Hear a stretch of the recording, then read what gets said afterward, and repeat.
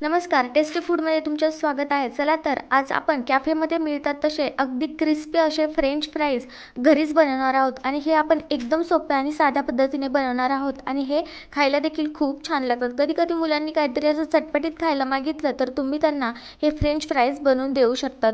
या French फ्राईजला finger chips असं देखील म्हटलं जातं. चला तर हे फ्रेंच फ्राईज आपण आता बनवायला सुरुवात करूयात. फ्रेंच फ्राईज बनवण्यासाठी मी इथे 3 बटाटे घेतलेले आहेत. बटाटा घेताना थोडेसे मोठे असे बटाटे पाहून घ्यायचे आहेत. आता या बटाट्यांची आपण साल काढून घेऊयात. तर तीनही बटाट्यांची पहिले साल काढून घ्यायची आहे.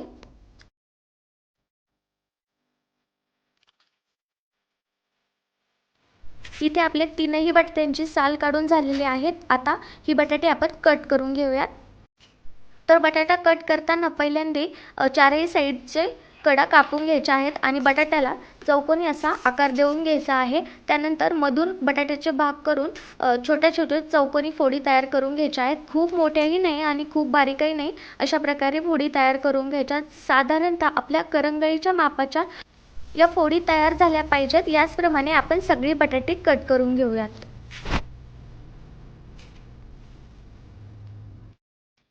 इथे आपल्या सगळ्या बटाट्याच्या फोडी या कट करून तयार झालेल्या आहेत. आता या सगळ्या फोडी आपण पाण्यामध्ये टाकून घेऊया आणि 2 ते 3 पाण्याने स्वच्छ धुवून काढूया, म्हणजे यातील जे काही स्टार्च असतं ते सगळं स्टार्च निघून जाईल. जर या बटाट्यामध्ये स्टार्च निघून गेलं नाही तर तळल्यानंतर आपले फ्रेंच फ्राईज हे थोडेसे ब्राऊन पडतील. त्यामुळे 2 ते 3 पाण्याने हे बटाट्याच्या फोडी चांगल्या स्वच्छ धुवून काढायच्यात. इथे आपल्या बटाट्याच्या फोडी 2 ते 3 पाण्याने स्वच्छ धुवून झालेल्या आहेत. आता यामध्ये थोडंसं पुन्हा पाणी घालूयात. इथे तुम्ही पाहू शकता की पाण्याला पांढरा रंग आलेला नाही आहे, म्हणजे आपण स्टार्च धुवून काढलेला आहे. आता या बटाट्याच्या फोडी आपण शिजवून घेऊयात. शिजवण्यासाठी मी इथे एक कढई ठेवून घेतली. कढईमध्ये बरंचसं पाणी ठेवलं आहे. आता यामध्ये मीठ घालायचे. साधारणतः मी 1 चमचा इतकं मीठ घातलं आहे. मीठ थोडंसं जास्तच घालायचं आहे, कारण फिंगर चिप्स बनल्यानंतर त्याची अशी सॉल्टी टेस्ट खूप छान लागते. आता हे पाणी चांगलं गरम करून घेऊयात. इथे आपलं पाणी चांगलं गरम झालं आहे. आता यामध्ये आपण सगळे फिंगर चिप्स घालून घेऊयात. इथे आपण सगळे फिंगर चिप्स हे पाण्यामध्ये टाकून घेतलेले आहेत. आता हाय फ्लेमवरती याला 5 मिनिटांसाठी शिजवून घ्यायचं आहे.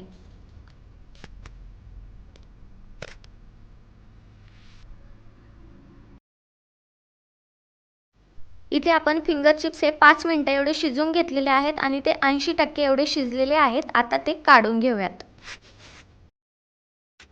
इथे आपण सगळे फिंगर चिप्स हे ताटामध्ये काढून घेतलेले आहेत. आता एका कॉटनच्या नॅपकिनने हे फिंगर चिप्स पुसून काढायचे आहेत. इथे सगळे फिंगर चिप्स हे आपण पुसून घेतलेले आहेत. आता हे 15 मिनिटं फॅनखाली सुकवून घेऊयात. फ्रेंच फ्राईज सुकवण्यासाठी मी इथे एक कॉटनचं कापड टाकून घेतलं आहे. आता यावरती सगळे फ्रेंच फ्राईज हे ठेवून घ्यायचे. थोडं थोडं अंतर सोडून सगळे फ्रेंच फ्राईज यावरती ठेवून घेऊया आणि 15 मिनिटं फॅनखाली सुकवून घेऊयात. इथे 15 मिनिटं झालेले आहेत आणि आपले फिंगर चिप्स हे एकदम चांगले कोरडे झालेले आहेत. जर फिंगर चिप्स चांगले कोरडे झाले नाही तर ते तळल्यानंतर एकदम असे लूज पडतात. त्यामुळे एकदम असे कोरडे करून घ्यायचे आहेत. आता हे ताटामध्ये काढून घेऊयात. इथे आपण सगळे फिंगर चिप्स एका ताटामध्ये काढून घेतलेले आहेत. आता यामध्ये कॉर्नफ्लॉवर टाकून घेऊयात. यामध्ये मावेल तेवढंच कॉर्नफ्लॉवर टाकायचे. मी यामध्ये 2.5 चमचे एवढं कॉर्नफ्लॉवर टाकलं आहे. आता हे सगळं चांगलं मिक्स करून घेऊयात. इथे आपल्या कॉर्नफ्लॉवर आणि फिंगर चिप्स हे चांगले मिक्स झालेत. आता हे तळून घेऊयात.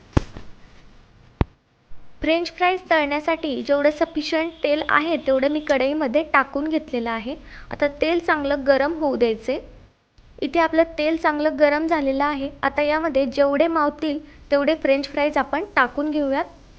फ्रेंच फ्राईज टाकल्यानंतर 1.5 मिनिटापर्यंत गॅसची फ्लेम ही हाय ठेवायची आहे, कारण फ्रेंच फ्राईज टाकल्यानंतर तेलाचं तापमान कमी होतं. त्यानंतर गॅसची फ्लेम मीडियम करायची आणि मीडियम गॅसवरती आलटीपलटी करत हे हलकासा गोल्डन रंग होऊपर्यंत हे तळून घ्यायचे.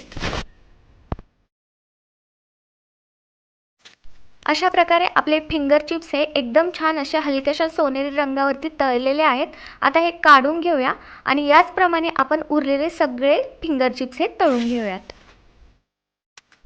इथे आपले सगळे फिंगर चिप्स हे तळून तयार झालेले आहेत. आता 5 मिनिटं हे असंच ठेवायचे आणि 5 मिनिटानंतर हे पुन्हा तळून घ्यायचे, म्हणजे हे खूप क्रिस्पी होतील. इथे 5 मिनिटं झालेले आहेत. आता हे फिंगर चिप्स पुन्हा एकदा तळून घेऊयात. इथे फिंगर चिप्स आपण दुसऱ्यांदा तळून घेणार आहोत. तर आता पहिलं जे तेल घेतलं होतं त्याच तेलामध्ये आपण हे तळून घेणार आहोत. तेल एकदम कडकडीत गरम करायचं आहे आणि त्यामध्ये मावतील तेवढे फिंगर चिप्स टाकून घ्यायचे आणि एकदम क्रिस्पी होईपर्यंत हे तळून घ्यायचे. साधारणतः 1 ते 2 मिनिटांमध्ये हे क्रिस्पी होतात. त्यानंतर हे काढून घ्यायचे. इथे आपले फिंगर चिप्स हे एकदम छान असे क्रिस्पी झालेले आहेत. आता हे काढून घेऊयात. इथे आपले फिंगर चिप्स हे पुन्हा एकदा तळून तयार झालेले आहेत आणि हे खूप क्रिस्पी बनलेले आहेत. हे असेही खायला खूप छान लागतात, परंतु आपण याला थोडेसे चटपटीत बनवूयात. त्यासाठी यामध्ये काही मसाले घालून घेऊयात. तर इथे मी अर्धा चमचा इतकं लाल तिखट घातलं आहे, अर्धा चमचा इतका चाट मसाला घातला आहे आणि थोडंसं मीठ घातलं आहे यामध्ये. आता हे सगळं छान मिक्स करून घेऊया.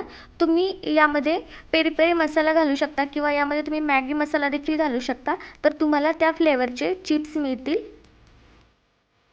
अशा प्रकारे आपले चटपटीत असे फिंगर चिप्स म्हणजेच फ्रेंच फ्राईज हे बनवून खाण्यासाठी तयार आहेत आणि हे खायला खूप छान लागतात. जसे कॅफेमध्ये फ्रेंच फ्राईज मिळतात त्याची जशी टेस्ट असते त्याचप्रमाणे या फ्रेंच फ्राईजची देखील टेस्ट लागते. आणि मुलांनी कधी काय असं चटपटीत खायला मागितलं तर तुम्ही हे असे त्यांना फ्रेंच फ्राईज बनवून देऊ शकता. हे खूप छान लागतात. तुम्ही हे सॉससोबत खाऊ शकता किंवा तुम्ही हे मायोनीजसोबत खाऊ शकता. दोन्हीसोबतही एकदम अप्रतिम लागतात. तुम्ही एकदा नक्की बनवून पहा, तुम्हालाही हे खूप आवडतील. आणि अशाच वेगवेगळ्या आणि चटपटीत रेसिपीज पाहण्यासाठी टेस्टी फूडला सबस्क्राईब करा. थँक्यू.